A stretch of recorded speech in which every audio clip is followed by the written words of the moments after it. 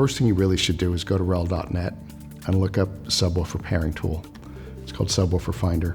Many of the speakers that you're probably looking at will already be there, but there'll be things that are close enough if it's one of the more obscure brands. If you write into us, and we love to get emails, but let me tell you what we're going to ask of you because it is an interactive process. The first thing we're going to ask you is about your room. And it's not just what you think of as your room. Understand that we want to know what the primary environment your speakers and you listening are going to be in. But in many, many instances, houses these days have open floor plans.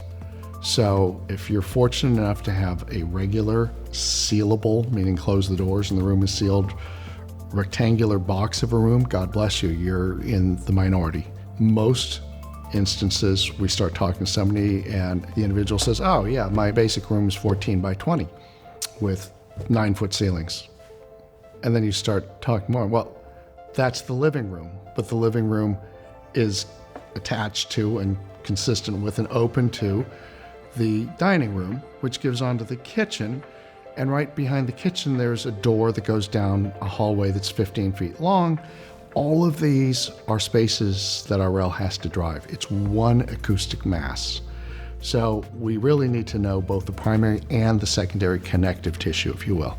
In my own home, I've got an open floor plan with a centrally mounted staircase with a bathroom underneath that, and it goes up, it's like 3 stories high.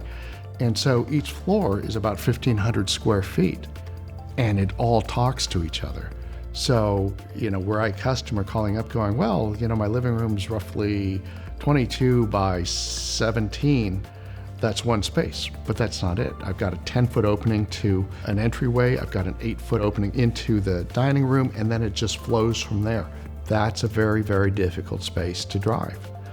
So space, and if you can beg, borrow, or steal one of those little Bosch or similar laser rangefinders, just put it on one wall, zap that, zap the length, and then the others, if you're talking about secondary spaces, you can approximate them, but that's really useful. Second thing we're going to ask you is, what are your electronics? Why do we need to know that? Well, first of all, we can spot stuff where you're not going to want to use that with those speakers for a variety of different reasons. Maybe you need far more power than that. Maybe you have a 500-watt amplifier and a pair of Klipsch horns that virtually manufacture sound.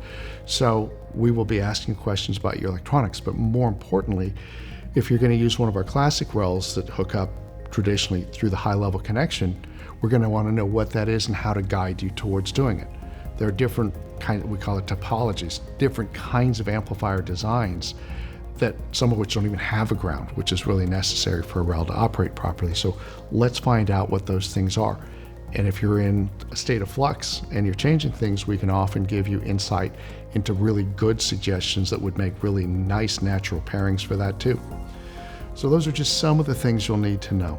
And of course, then we need to know what the speakers themselves are and where you plan to site them.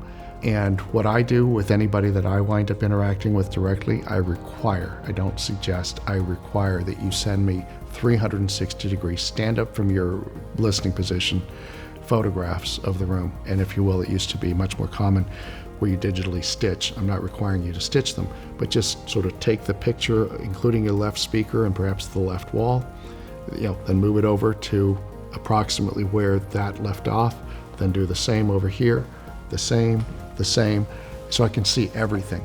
I first started doing this about 6 or 7 years ago when a fellow wrote in with a problem-solving question. He couldn't understand why his left subwoofer was so loud and played so beautifully, but his right one just seemed to be lost. And he gave me the room dimensions and everything seemed normal. And I finally asked him to send me a picture at the time, just to the front of his system so I could see the speakers, the subwoofer, where was it located. And I called him back and said, when were you going to make mention of the fact that there was a staircase going upstairs just right at the landing where your right subwoofer was, and it went up 3 stories straight up above the subwoofer. That didn't occur to you. One's under an 8-foot ceiling and the other one goes 23 feet straight up.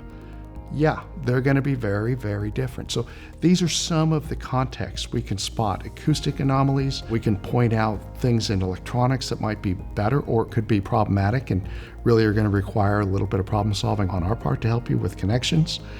Pairing with the speakers, of course, right? All of these things come together, and even better ways to cite the furniture within your room. People often get locked up in living their life in a certain way that made sense. Maybe they had 3 kids, and at the time it made total sense. We had to keep foot traffic just flowing through there.